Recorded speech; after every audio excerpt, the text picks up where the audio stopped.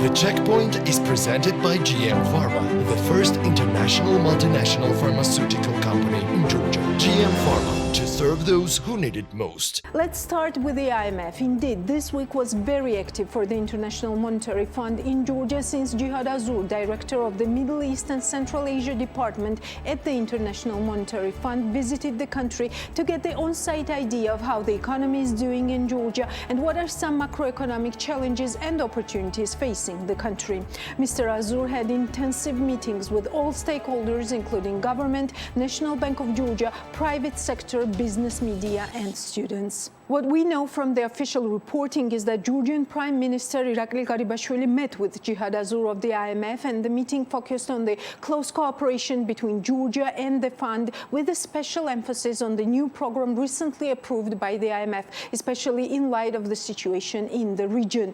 The parties discussed the country's economic situation and macroeconomic parameters, underlining that Georgia maintains positive dynamics, with the average economic growth in January-May reaching 11.2%. Irakli Garibashvili highlighted specific directions prioritized by the Georgian government, including the importance of energy independence, reinforcing infrastructure, ensuring food safety, and implementing structural reforms. The Prime Minister thanked Jihad Azour for support and the work carried out by the IMF for the benefit of Georgia. The meeting at the government administration was attended by the Assistant to the Director of Middle East and Central Asia Department at the International Monetary Fund, Francisco Parodi, and the IMF resident representative for Georgia, Selim Chakir. The governor of the National Bank of Georgia, also held a working meeting with Mr. Jihad Azour, the director of the Middle East and Central Asia Department at the International Monetary Fund. The parties discussed the economic situation of the country and the challenges in the region at the meeting.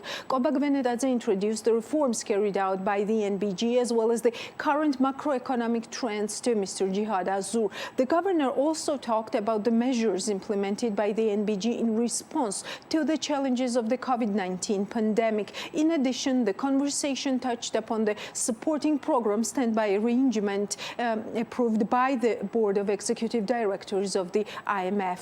Also, Jihad Azour and Kobak met with students, where they talked about the challenges in Georgia and the region, the effects of the war in Ukraine, and the global economy. I was also able to meet Jihad Azour in person during his visit in Georgia as the representative of business media. Our loyal viewers and followers remember a number of, I would say, very interesting interviews with the director of the Middle East and Central Asia Department at the International Monetary Fund. All these interviews were via Zoom, and it was a pleasure to see my respondent finally face to face.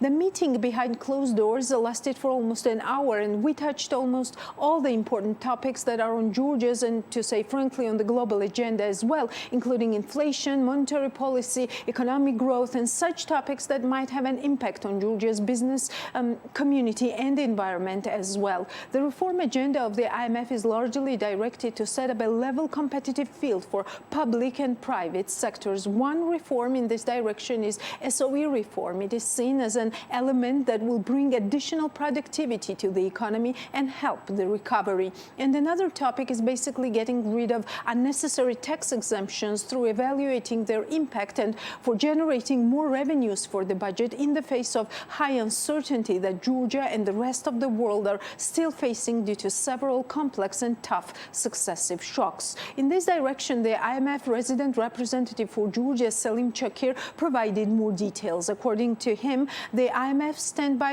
agreement with Georgia has fiscal targets. Per Georgia's fiscal rule today, deficit has to come below 3% of GDP by 2023. And then the objective of the government and the IMF is to draw deficit closer to 2% of GDP to have some fiscal room in the light of the high uncertainty. Selim Chakir explained that to get there could be some spending cuts. Some of the COVID-related expenditure this year won't be repeated, so there are some savings, and fiscal is performing well according to the IMF.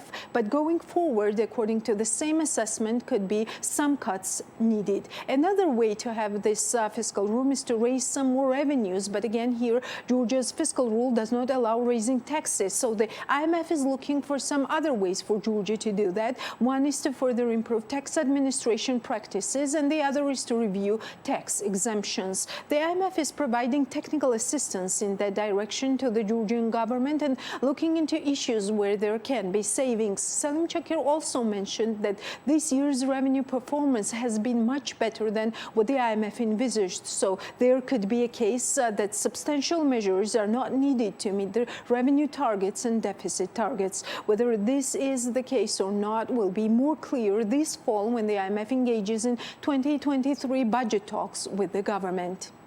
Jihad Azour focused on two dimensions of the issue: fiscal dimension and equity dimension. Fiscal dimension is clearly related to the fiscal rule. Equity dimension is related to the need for the tax system to treat everyone equally. There are certain exemptions that might be needed for a certain period of time, but in the long run, the tax system must be neutral. According to Jihad Azour, you don't want to have a tax system that promotes one sector in favor of others. Here are some comments that Jihad Azour made for the checkpoints after the meeting. Mr. Azour, welcome you to Tbilisi. And first of all, what were your impressions of talking to all the stakeholders? I mean, you had the meetings with the government officials, also the NBG, also the private sector. So what are the highlights? It was an opportunity for me to come back to Tbilisi after 2 years because of COVID.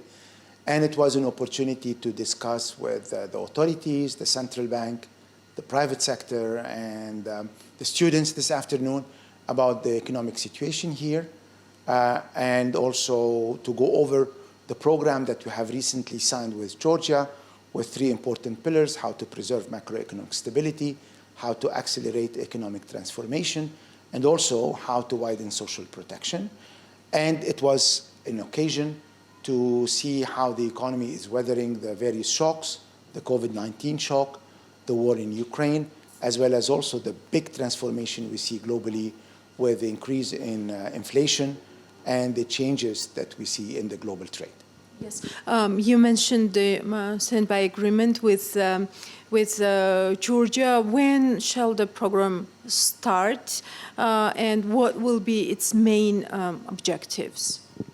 Well, as you know, the program has been approved by the board, therefore it has already started.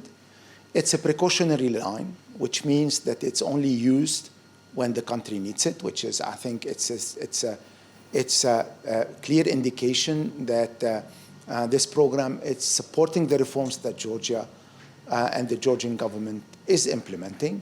The purpose is to allow the economy to recover faster from those various shocks, to maintain its stability, fight inflation, improve business environment, and also strengthen the social protection framework, and allow also Georgia to accelerate the long-term transformation to an economy where technology, climate-related sectors will be driving the recovery. Yes, but the standby agreement also includes some technical assistance to Georgia, right? And also some of the reform agenda. So what do you think is the top priority right now to make sustainable the growth numbers that we have, that we all like at this point?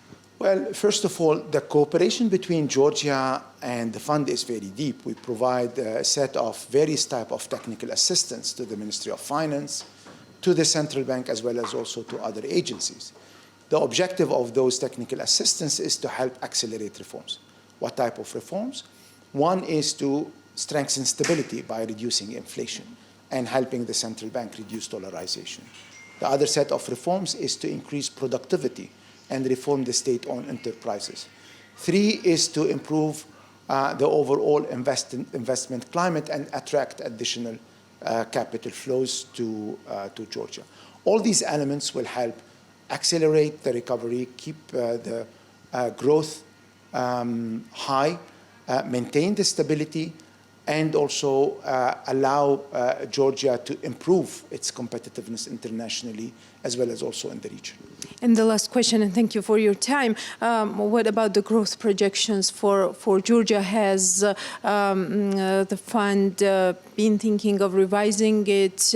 In which direction? Because right now we see quite different targets for what might come for Georgia in 2022 and onwards. Well, as you know, at the beginning of the year, we were all projecting a very strong recovery after 2021. That was also a very good year in terms of recovery after COVID. The war in Ukraine made all of us, I would say, aware of the risks, and therefore we have revised downward the growth projection to 3.2%. But I think the nature of the recovery we're seeing, the strengths of this recovery may lead to a revision upward of the growth projection for 2022. The Checkpoint is presented by GM Pharma, the first international multinational pharmaceutical company in Georgia. GM Pharma, to serve those who need it most.